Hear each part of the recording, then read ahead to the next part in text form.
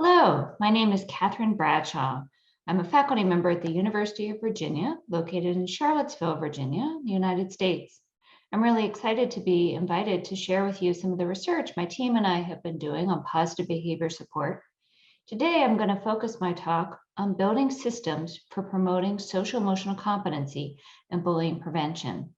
This is a very active line of research, and hopefully it's something that will be helpful to you all in your work in schools.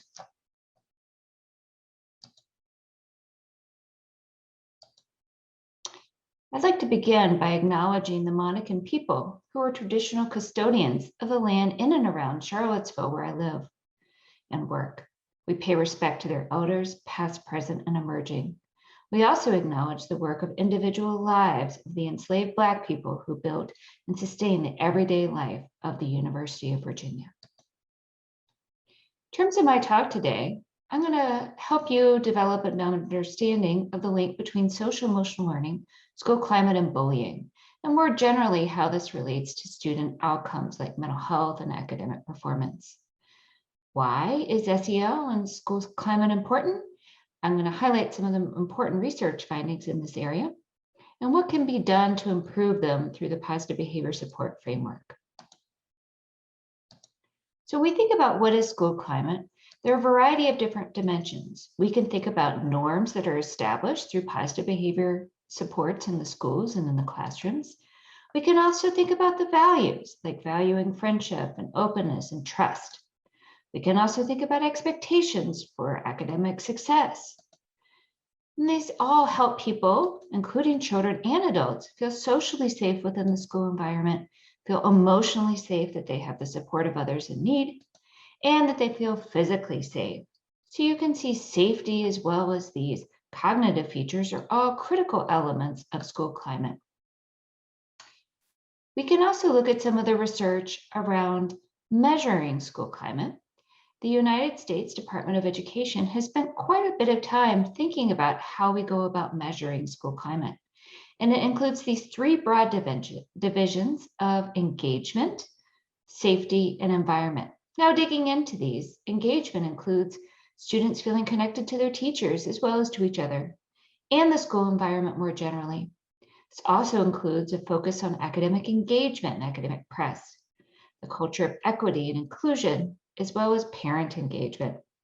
Under safety, we have the sense of feeling safe emotionally and physically within the school, and that would include reductions in low levels of bullying and aggression, as well as issues around substance use, such as drug use. Under the environment, we can think about the physical aspects of the environment, including comfort and maintenance, as well as having clear consequences and rules about how the environment works. Support when you need help, and how to make the environment predictable by cutting down on issues around disorder. Our team has collected extensive data on these issues and has really developed a broad framework and understanding for what school climate is and how models such as positive behavior support can improve school climate. I actually find this to be an interesting activity to do with school staff, taking these three broad dimensions and asking within your school environment, whether it be with staff or even with students and parents, asking them, how do you define the climate? How does that include engagement, safety, and environment? There may be different priorities within your schools and your communities around school climate. So this might be a helpful activity for you to engage in. Another question that often comes up, is school climate a cause or a consequence of some of the behavior that happens within the school? Academic success and thriving behavior often contribute to an improved school climate, but can also be the result of a positive school climate. As a result of this, we see this dynamic that develops where students' behavior, such as involvement in violence and bullying, can be related to the climate. For example, if a lot of students are bullying each other and engage in problem behavior, that's going to contribute to a negative environment. And that in turn will validate those beliefs that bullying is the norm in that environment. However, you flip that around, and if you have a positive climate that shows kids that they're not supposed to engage in those types of behaviors and that won't be tolerated, and that adults are going to intervene and be there to support kids when they are involved in those kind of problem behaviors, This is a way that we can actually try to improve the environment. How do we tease these behavioral and perceptual indicators apart? Well, one way we do that is by thinking about how we measure school climate. We often use surveys as a way of measuring this, and that can include student reports about their perceptions of the environment. Also critical in this are staff or teachers, administrators, as well as parents. And we often will be looking at different measures that get these various perspectives, and that those can be data elements that the school can use around positive behavior support to develop interventions and procedures and areas for improvement around school climate. But that's not the only way. We can also think about observations. So going into the classroom and non-classroom environments, how are students interacting with each other? Do they carry themselves with confidence and with grace in the school, or are they shuffling around like they're concerned about their safety? Another way is to think about administrative data. So are there archival data and data about the school around suspensions, attendance, or academic performance that can give you some indication of factors such as engagement as well as order within the school? There are a number of school climate measures that have been developed, and many are used throughout the United States. And so these are some guides that may be helpful to you. Obviously, they would require some translation. Our team has done some international work around school climate and shown that these same areas of engagement, safety, and environment show up internationally when we talk about school climate. So that might be an area for you to think about as you're trying to understand this. Now let's dig into this a little bit further. In fact, when we have administered these surveys to thousands of students in the United States, we do see some interesting trends. So I've reported here elementary, middle, and high school respondents from over 37,000 students. And when we look at the data developmentally, we can see relatively high rates of students feeling safe at school in the mid to upper 80s. That's great.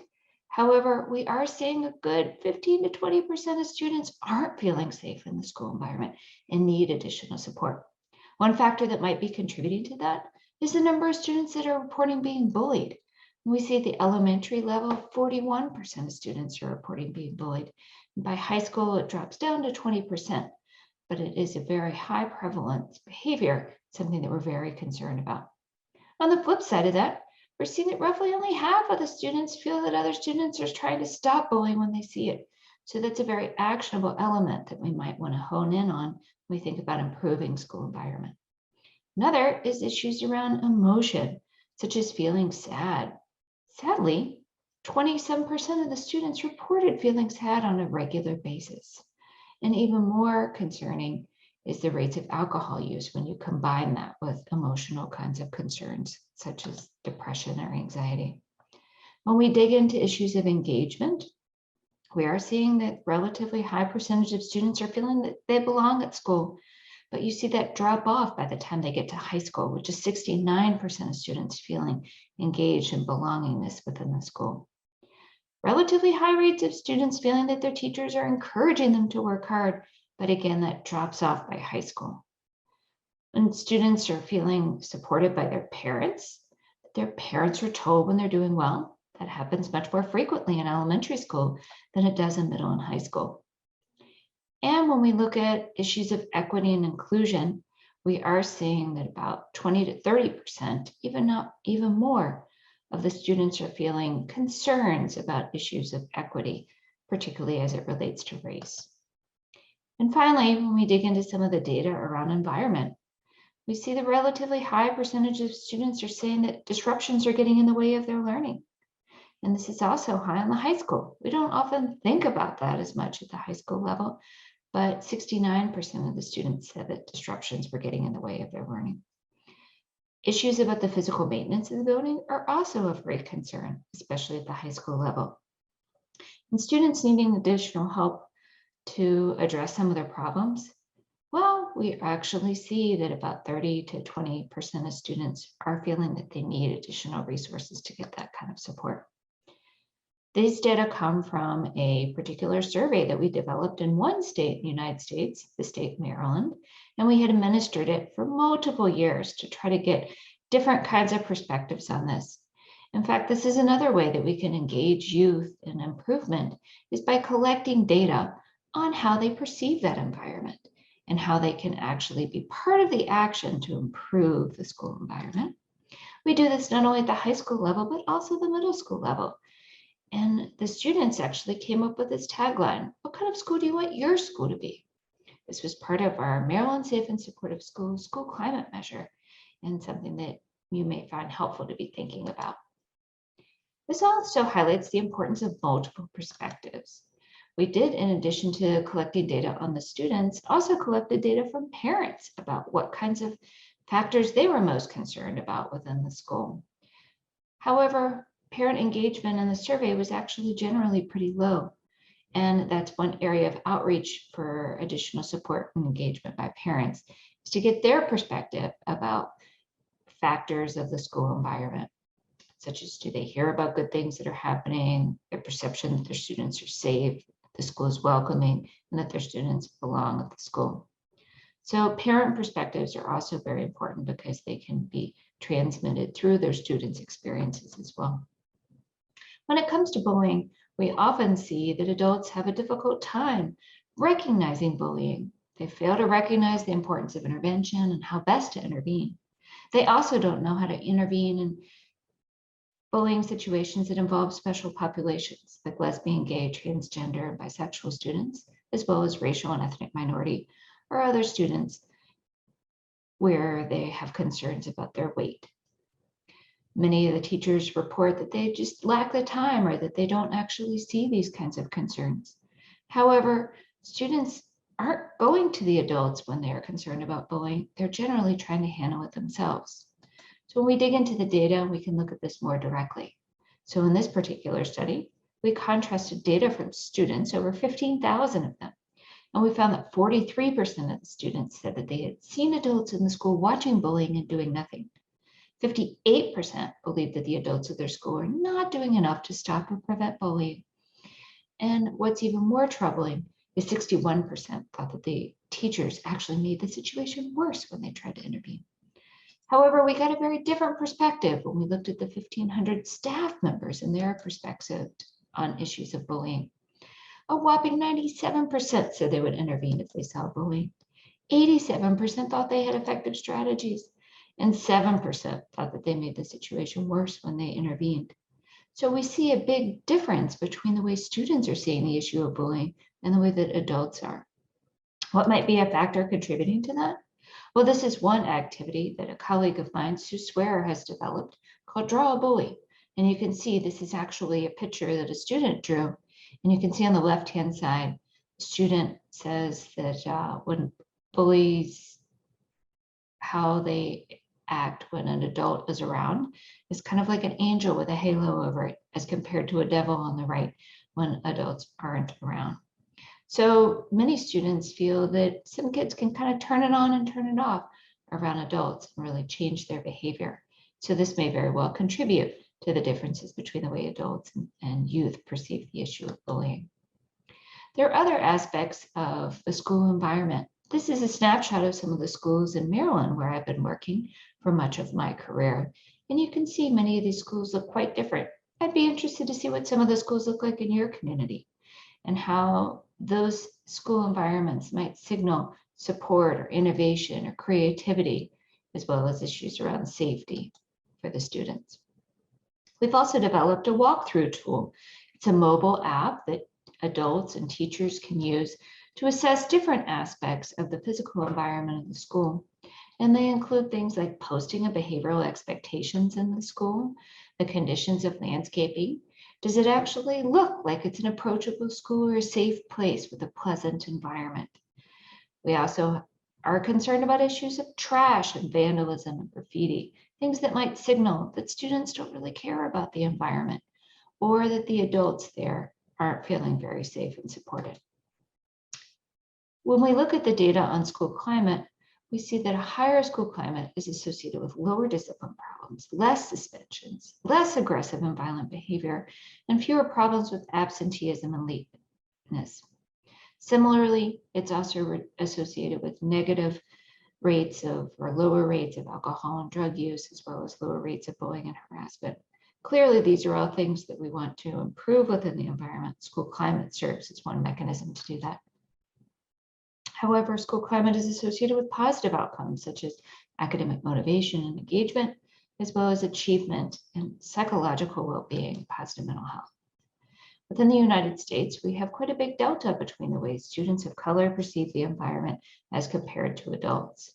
In fact, youth of color and low socioeconomic students often perceive issues of equity as getting in the way of their learning, and they perceive the environment as less safe. In the United States, we've often highlighted some of the work of Maslow and the hierarchy of needs. This is kind of a basic fundamental model that we often cover in our psychology intro classes in graduate school or even in high school.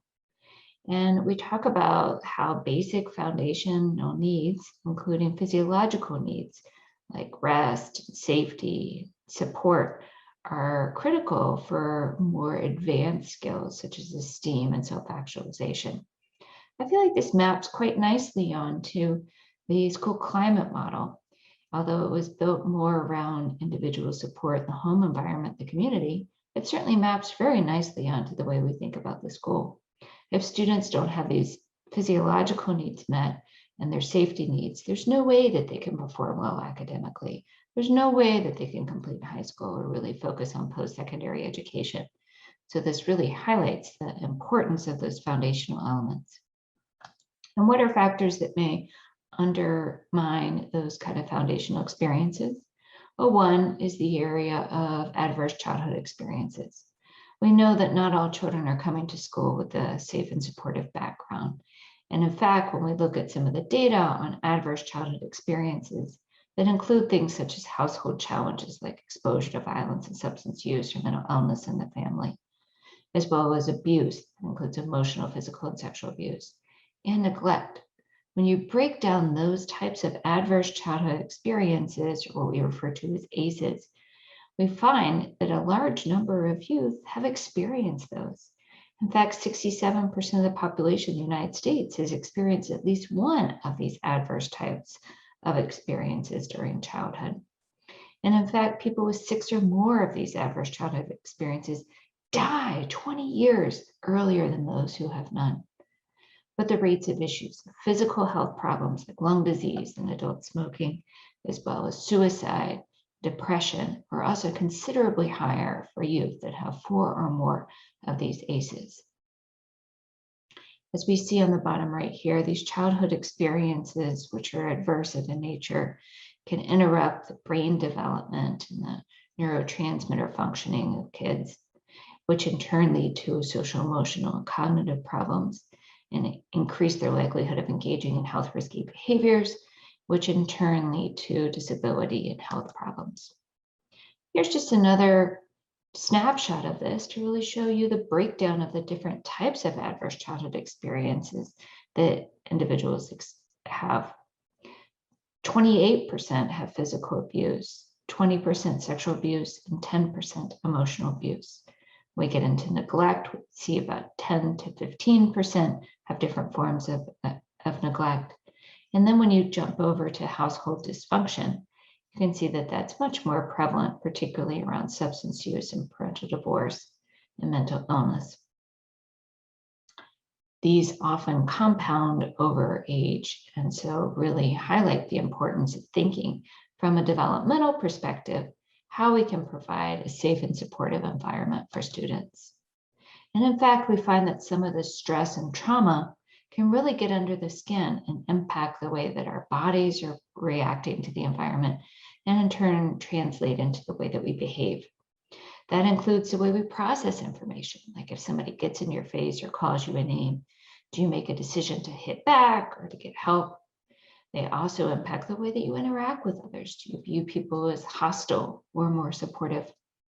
How does this impact the way that you respond to future stressors? Are you more vulnerable to stress and thus more likely to develop problems as a result? Does it also impact the way that you attend to things like instruction or focus on different kinds of cues? And in turn, how you persist at challenging tasks? When we look at the data on mental health, we also see great concerns around serious mental illness. 20% of youth have a mental health condition, Based on US data, we also see that 11% have a mood disorder such as depression or anxiety. 10% have behavior or conduct problems, and 8% have anxiety disorders.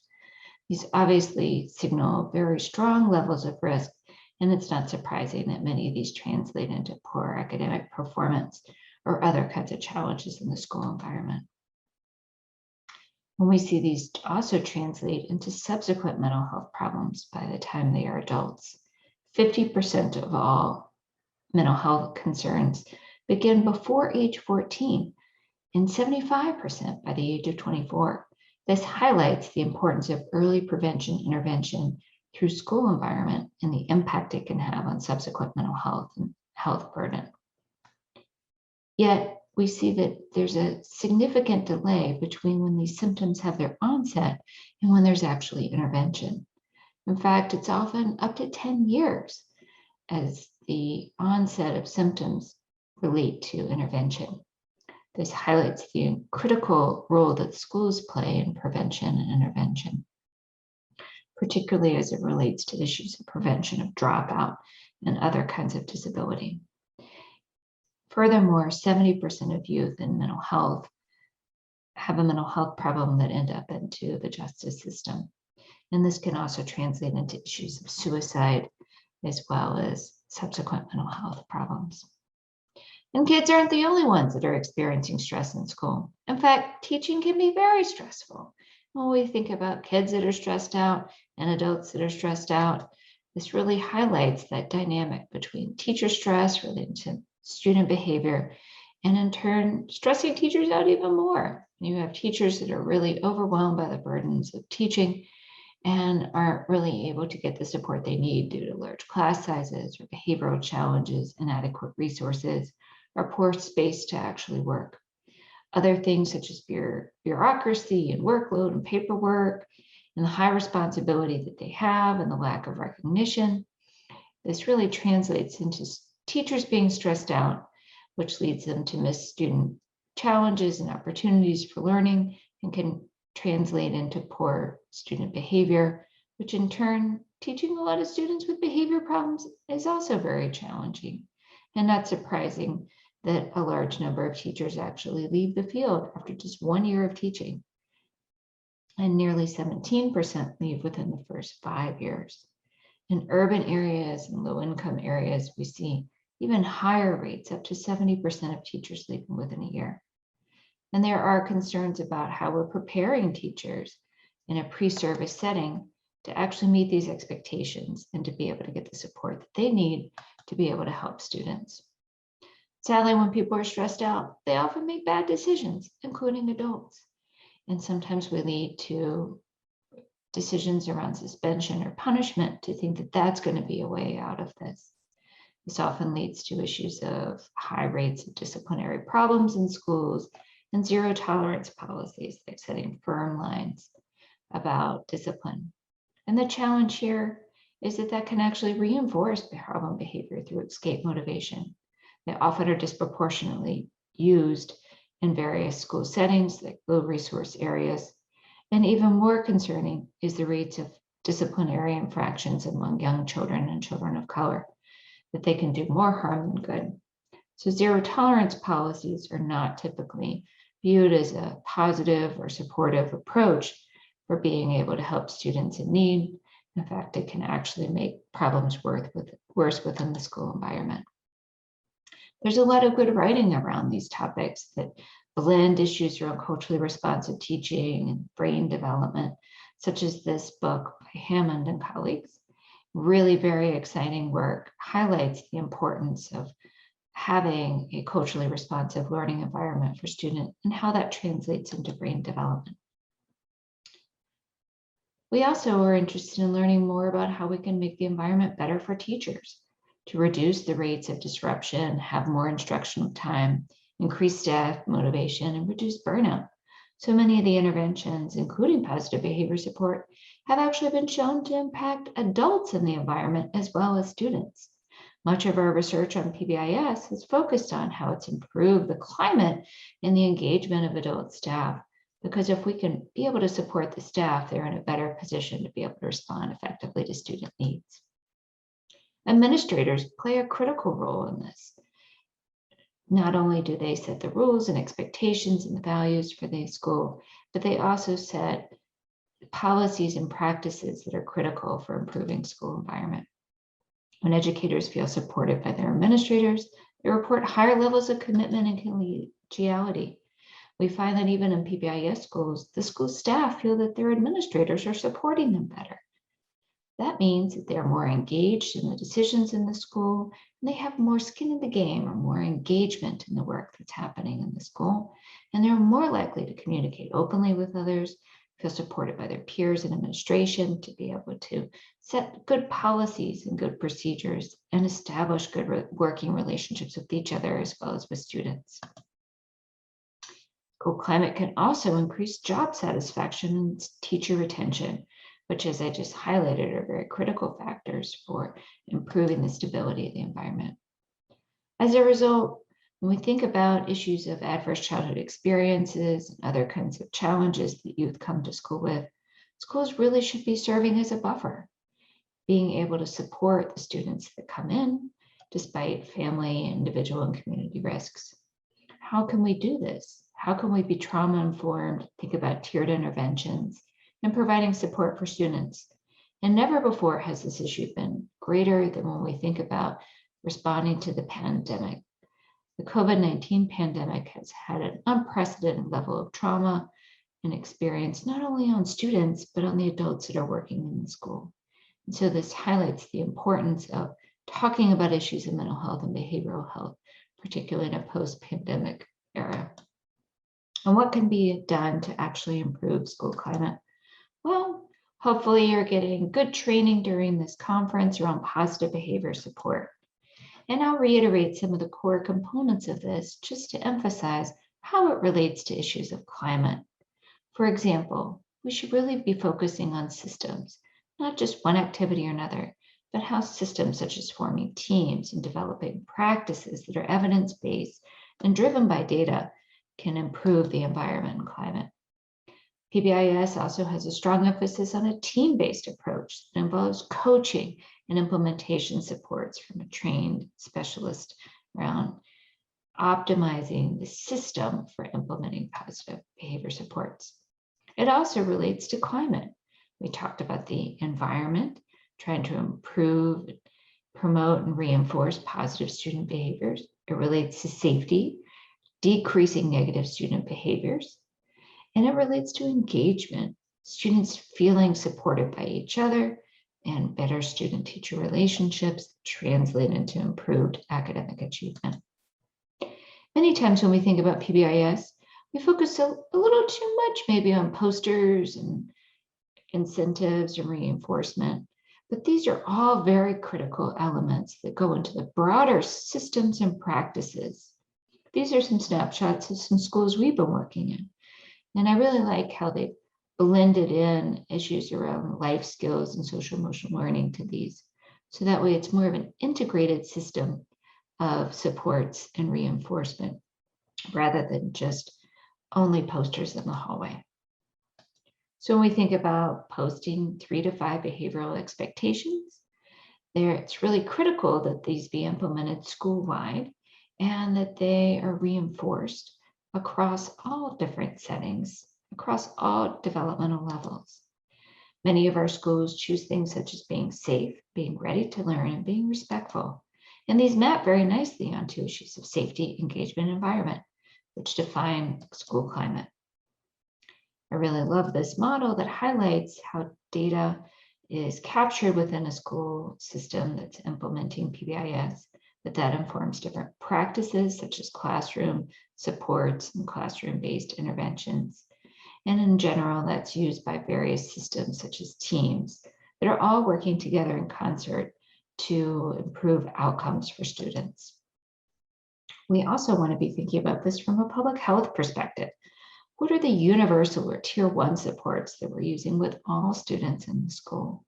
How does that map into selective or targeted interventions that are supplemental to some students to try to reduce their level of risk? And then returning to some issues such as adverse childhood experiences. Who are the students that are going to need those more intensive or tier 3 kinds of interventions to help combat some of the risks that they may have experienced prior to that are showing up within the school environment?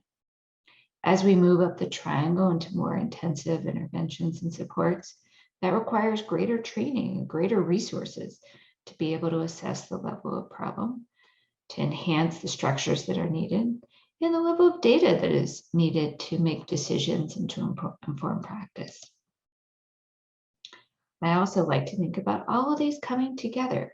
So that way we're not just doing PBIS in one area and doing other kinds of practices like social emotional learning or bullying prevention, but rather they're all integrated together, asking schools, what are we doing school-wide to address bullying? What are we doing to promote social emotional learning? How are we also blending in school mental health and leveraging that tiered system and the school-wide supports to be able to address these concerns? I'm going to dig in a little bit more around social emotional learning and how it can be integrated with positive behavior support. I'm part of an organization called CASEL, which is focused on a collaboration around academic and social emotional learning. It spells out the acronym CASEL. It's a great organization that promotes research and practices that are evidence-based that help improve the way in which children and adults actively acquire and apply knowledge, attitudes, and skills to managing and understanding emotions, setting positive goals, showing empathy for others, establishing and maintaining positive relationships, and responsible decision-making. You can see these color-coded wheel or the CASEL wheel here, where we have self-management and self-awareness. Those are the two inward-focusing kinds of activities. Responsible decision-making is more about cognition and social factors, about how we make ethical and constructive choices and social behaviors. And then the blue reflects the outward-facing things around social awareness, understanding other people's perspectives and feelings, and how that relates in turn to the way that we interact with others around relationships, building positive relationships to reduce conflict. We can also think about what we're doing to promote these 5 core competencies in the classroom setting through the use of social emotional learning curricula, what we're doing school-wide to address these, what we're doing in our homes and communities to be able to partner with family members and community members to be able to promote a more positive learning environment and student engagement and fostering these 5 core skills around social emotional learning. We also have reviewed quite a bit of research to show that there are long-term as well as immediate impacts of social emotional learning on students' skills, attitudes, behaviors, as well as academic performance. This is a paper that came out nearly a decade ago in a very reputable journal called Child Development, what we call a meta-analysis, where they pull together a whole bunch of different studies.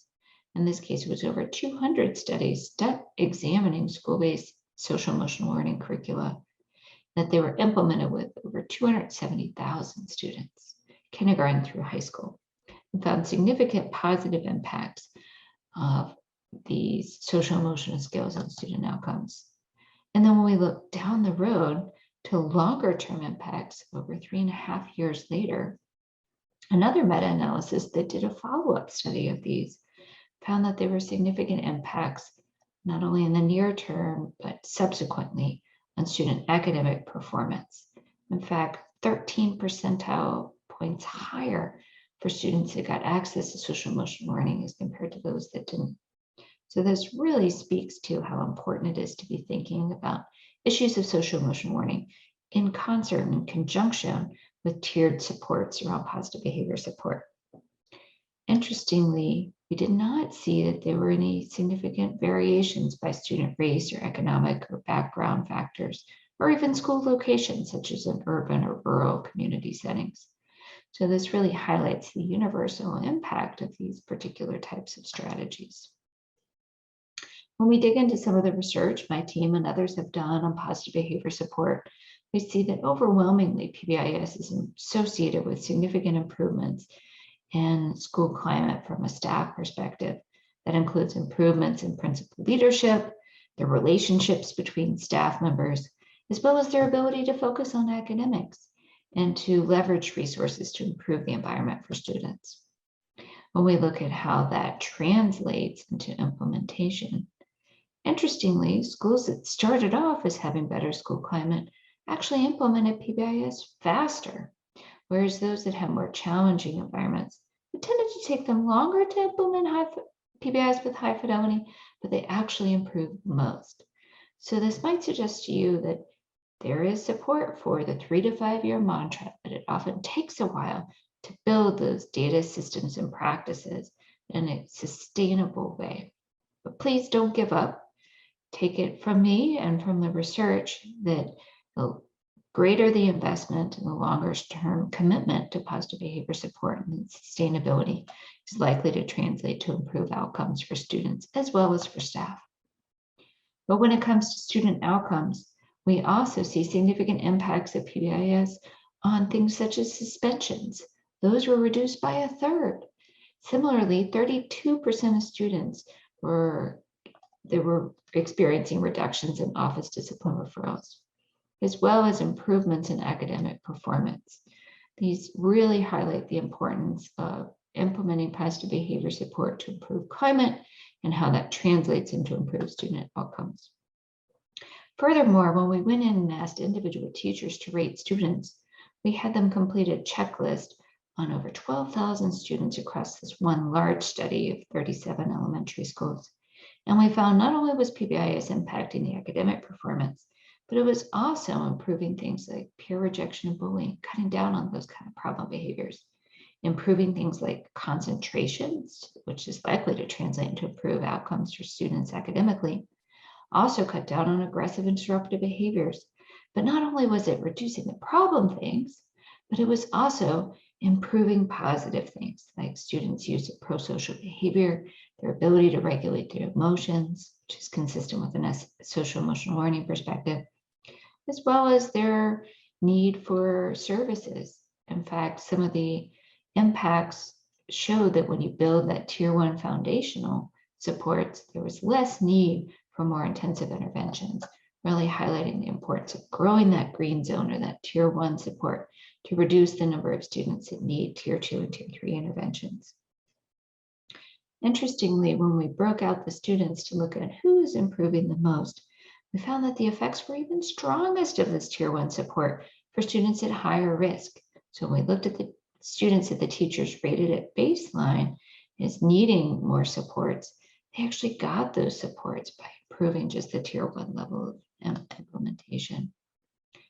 So we've also been shifting some of our work not only from elementary, but to middle and high school. And we found some of the significant impacts of PBIS on issues around weapon carrying, skipping school, improvements in school engagement, as well as disruptions in the classroom environment.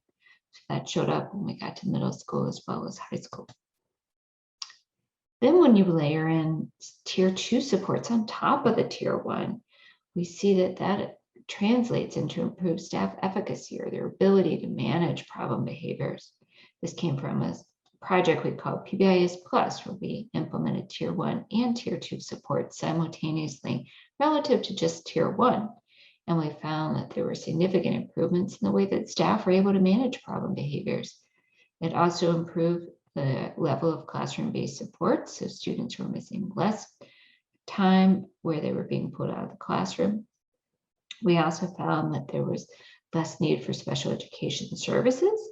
We certainly weren't denying those kind of services for students that needed them, but we found that there was less need for them when they got tier 2 supports in the classroom. And in fact, we also saw that translate into improved academic achievement, whereby teachers rated the students as performing better academically. We've also been digging into these data as a statewide scale-up effort. In fact, when we scaled this up across the entire state of Maryland, we found matching students in schools that got PBIS versus those that didn't, and looked longitudinally across 1,300 elementary, middle, and high school students. The schools that were trained in the tier 1 positive behavior support, or SW school-wide, demonstrated significant reductions in suspension and truancy and improvements in reading and math standardized test scores. This also translated into significant cost savings for states and districts. not only immediately, but subsequent when we think about high school completion and dropout. We've also been thinking more directly about classroom systems, particularly as it relates to culturally responsive practices. Our team has developed a model to reduce issues around disproportionate treatment of students of color and underprivileged backgrounds. We call this model Double Check. You can see the acronym of Double Check CARES up on the top. The C stands for connection to the curriculum. So this talks about infusing issues of culture and climate into the curriculum and using tangible evidence of those cultural artifacts in the classroom. Developing authentic relationships. Everybody wants to feel cared about and feel that they're truly connected to the teacher. It goes back to our commitment to climate, but that also shows up when we talk about issues of equity and inclusion and culturally responsive practices. Reflective thinking gets to the way that teachers and school staff view their own experiences around culture and bias that may be influencing the way that they interact with students. This also translates into effective communication, how teachers communicate with each other and how they translate concerns to students. And finally, the S stands for sensitivity to students' culture, how adults are communicating with their students in a positive way about the kinds of work that students are doing and the importance of culture and climate in the classroom. When we combine these aspects of school climate with school-wide professional development around the different five CARES elements, we typically deliver about 5 hours each. And we provide a classroom system of coaching using a model called the Classroom Checkup. It was developed by Wendy Rinke and Keith Herman. We find that teachers are actually getting more improved supports about responding to student needs and are able to leverage these skills to reduce behavior problems in the classroom. And that translates into more positive outcomes for students and academic enhancements. We also provide support to the teachers through the PBIS teams around database decision-making to improve school-wide systems as well as classroom-based systems. So when we studied this double check model, where teachers got access to professional development along with coaching using the classroom checkup, we found that that translated into reductions in office discipline referrals for Black students, students from underprivileged backgrounds, as well as improvements in observations of aggressive behavior and discipline problems. The teachers also reported improvements in culturally responsive behavior management efficacy, and that translated into our observations that things were doing better in the classroom. We've recently adapted this model and put it online. And so you can go to doublecheck.org to be able to access our online training module around the double check model, double check coaching it is. And that way you can learn a little bit more about how to implement double check in your classroom. So I want to wrap up by talking about some of the lessons learned. It's really very critical for us to start with those tier 1 supports, the school-wide implementation of core activities around data systems and practices are really so foundational to improving outcomes for students and improving school climate. In fact, we actually find greater impacts of just doing the tier 1 supports when we look at school-wide outcomes for students. So while it may be tempting to jump to the tier 2 or tier 3 kinds of supports, really starting with that tier 1 and getting a solid foundation as you build your way up the triangle is really most successful. Identifying climate and student behavior as a school-wide goal, ensuring that everybody's really on the same page about how important climate is and how important behavior is. This can be a bit more of a challenge on the secondary level, like at middle and high schools, because there is some assumption by many that students are coming to school ready to learn, and that if they aren't demonstrating a high level of respect, they don't deserve that opportunity. However, we really need to change our frame on the way that we're talking about these issues, that all students should be entitled to a safe and supportive learning environment, and we should all be working together to ensure that that's part of a school-wide goal. Using data to inform decisions, and that data could be not only administrative record data, but also perceptual data, such as a school climate measure for students, staff, and parents. Communication is critical, and that includes communication of support for students, school-wide communication about the expectations, and how we're communicating that externally to parents and other stakeholders. So the consistent communication around positive support for students is essential. Integration is critical. Many times we go into schools and we see this laundry list, so many different things that they're doing to support students, and it can become overwhelming and often burdensome for school staff. That's why it's so critical to integrate them together. And the PBI's multi-tiered systems of support provides an excellent framework for doing that. Youth voice is also essential.